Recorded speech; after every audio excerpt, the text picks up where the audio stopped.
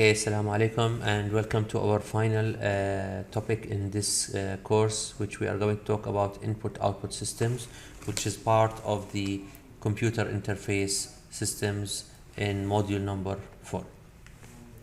So the input and output subsystems of a computer provides an efficient mode of communication between the CPU and the output world environment. So here we have a list of different types of inputs and outputs, and then we want to see how the peripheral devices are communicating with the CPU.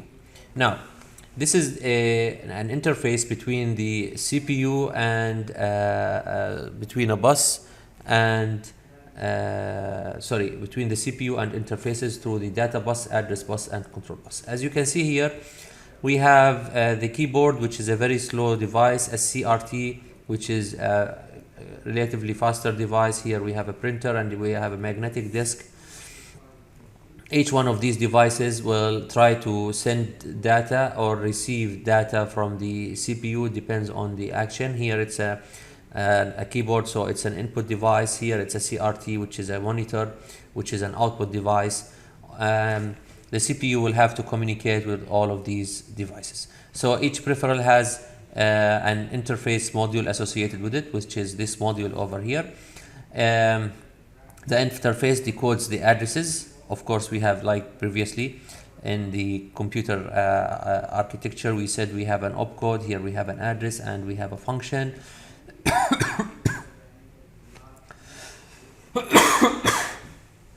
Now the interface decodes the commands, decodes the address, provides the signals to the controller, and synchronizes the data flow and supervises the transfer between the peripheral devices and the memory. When the interface detects its own address, it activates the path between the bus lines and the device that it controls. All peripherals with the address that do not correspond to the address on the bus ignore the bus activity. At the same time that the address is made available on the address bus, the CPU provides the function code to the control line. The selected interface responds to the function code and proceeds to execute it. If data must be transferred, the interface communicates with both the device and the CPU to synchronize the transfer.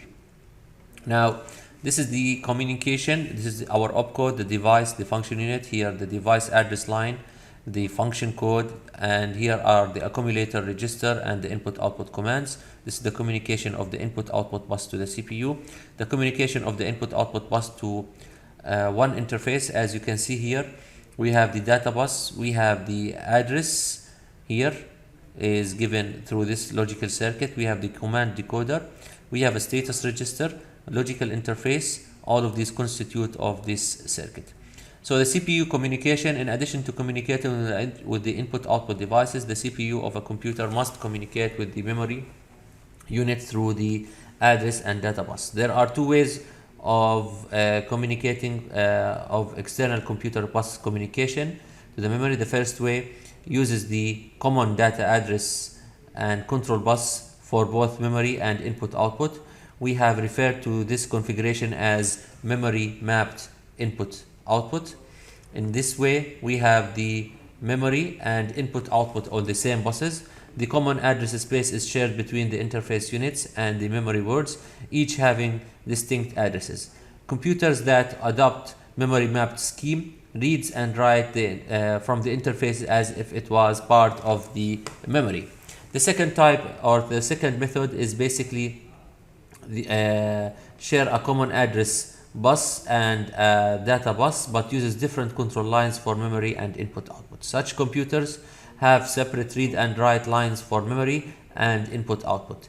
To read or write from the memory, the CPU activates the memory read or memory write control. To perform input or output from the interface, the CPU activates the read or input-output or write input-output control.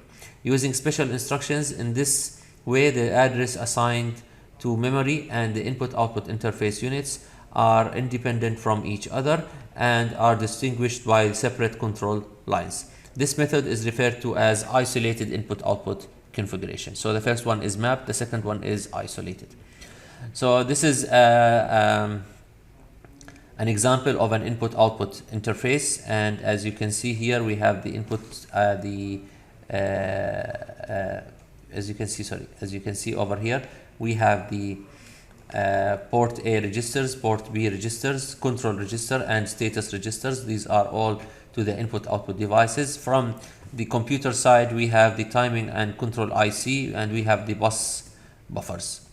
So typical input-output interface unit is shown in the block diagram from the in figure 4.8, which is this one. It consists of two data registers called ports, and a control register and a stator register, a bidirectional bus, a timing and control circuit. The input-output data from the device can be transferred into either port A or port B. The control register receives the control information from the bus by loading the appropriate bits into this register. For example, a printer may be set into mode that permits the cartridges to be changed. The bits in the status register are used for the status and conditions for recording errors that may occur during the data transfer. The interface registers communicate with the CPU through the bidirectional data bus. The two registers selected, RS1 and RS0, are usually connected to the least significant line addresses so that they will do all the selection. Here we are going to talk about serial communication. In serial communication, we are going to talk about simplex, half duplex, and full duplex, and how they operate. Basically just an idea about communication, and we are going to mainly concentrate on full duplex communication. Here's asynchronous serial communication and how it works, and modes of transfer, the data transfer under control program, and then we have the priority interrupts, and then the daisy chain priority is concluding the end of the class, then the parallel priority hardware circuit. These are all giving us an idea how to connect different devices to the CPU, and which one will have highest priority, and how to deal with these higher priorities. Further details will be discussed in the class. Hope to see you all.